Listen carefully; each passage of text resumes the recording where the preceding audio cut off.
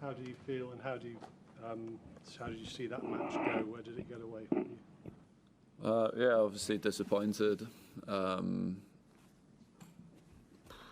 Well, not much went right, to be honest. From the beginning, I had maybe a small chance in the middle of the first set, but yeah, it was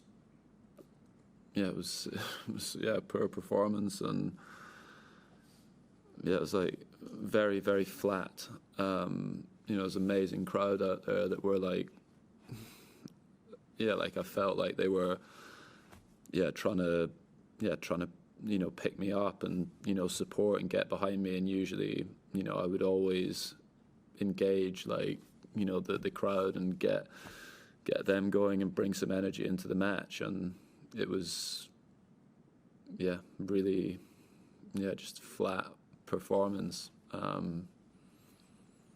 And yeah, I don't know exactly why that was the case, because I've been feeling good going in. I, you know, played pretty well in Brisbane and practiced really well the last 10 days or so. So, don't know. You mentioned on Friday about trying to be kinder to yourself and maybe sort of how you are on the court. I wondered if you're looking to be calmer, can that be a difficult balance, and can it sometimes lead to being flat because you want to be controlled and then you end up being too controlled? Yeah, it's difficult because I know at times when I'm on the court, like, you know, I've always got frustrated and you know, sort of showing my emotions on the court, and there's no question at times in the last 8-10 months it's, you know, it's been, you know, affecting me in the matches, and at times during my career. I'm aware it's not, that side of things hasn't been perfect, but yeah, I don't know. I didn't feel like out of control, like on the court. I didn't feel unbelievably frustrated whilst I was playing. I was, you know, trying to, just try and stay a little bit calmer. And yeah, I don't know. I don't know if that was a reason for me not playing well or not, but yeah, definitely a flat performance. And with that stuff, yeah, there is a balance to it, because I would say, like, you know, like someone like Novak is a good example. Like, for me to look at, like, he's not perfect on the court. Sometimes he will get frustrated and everything, but, you know, when he's playing the points, you know, he's focused and intense on every single point he plays. And I think that's when I would play generally my best tennis, when it's like that.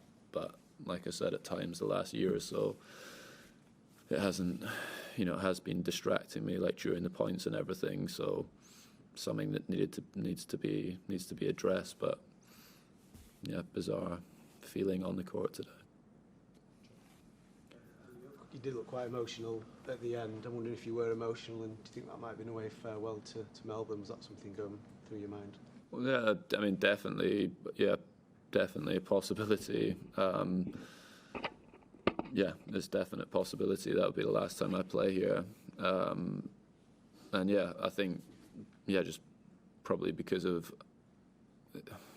how the match went and everything, like,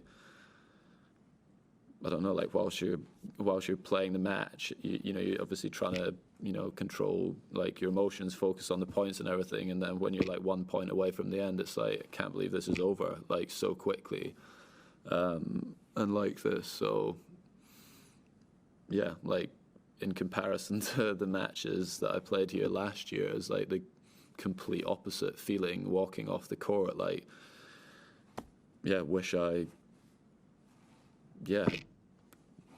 involved the crowd more, or like, just disappointed with the way that I played and all of that stuff. So yeah, tough way to finish.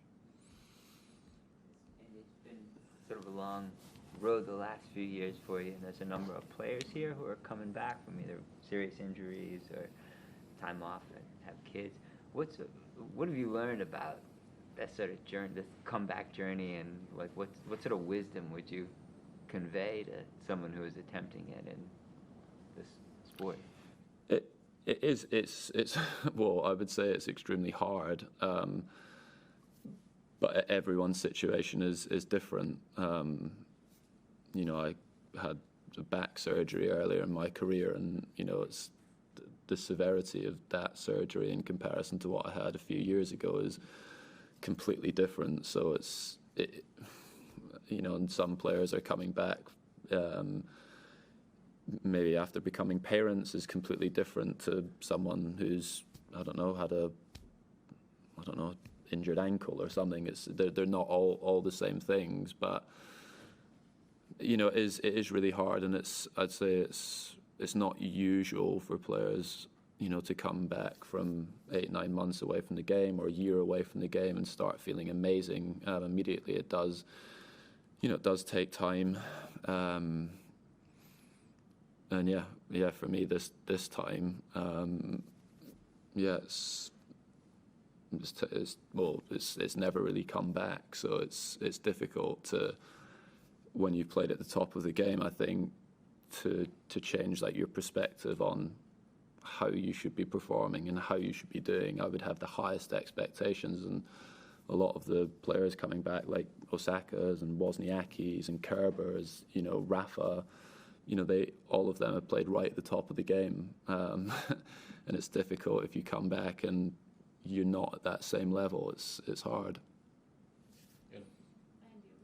Recent results haven't been what you wanted. Do you feel like the tennis you want to play, the tennis that will give you the results you want, is still in there somewhere?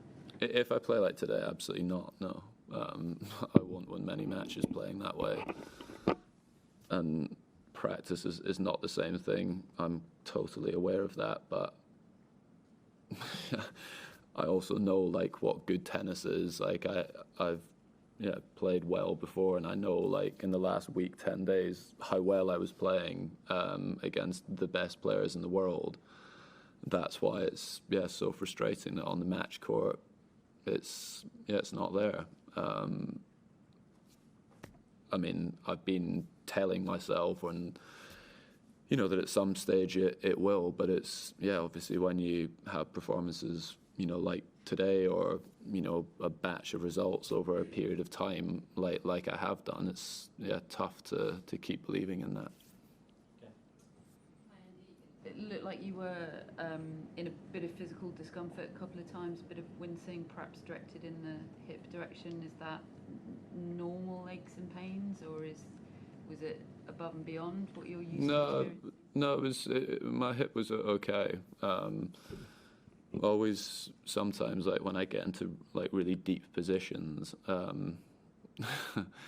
don't have the much range of motion now. So sometimes, like the soft tissues at the front of the hip kind of get a bit squished, because there's nowhere for the hip to go. It doesn't move like it used to. So at times that can happen, but that's been totally normal since I started playing again with the new hip. Last three, Neil.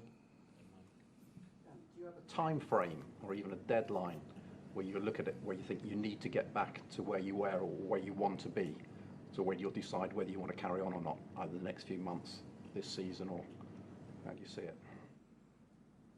I have an idea of when I would probably like to finish, when I would like to finish playing, but